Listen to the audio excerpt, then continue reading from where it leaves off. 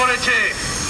আমরা সরকারের কাছে দাবি করতে চাই, প্রতিবার ঈদ আসে, ঈদ যায়, এবং গত ঈদেও আমরা দেখেছি 351 জন মানুষের জীবন ঝরে গেছে।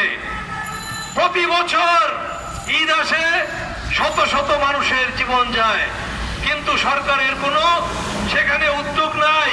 বিশেষ করে যারা গরিব মেহনতি মানুষ, তাদের যাতে নিরাপদে তারা বাড়ি ফিরতে পারে, সেই ব্যাপারে আমরা দাবি জানাতে চাই।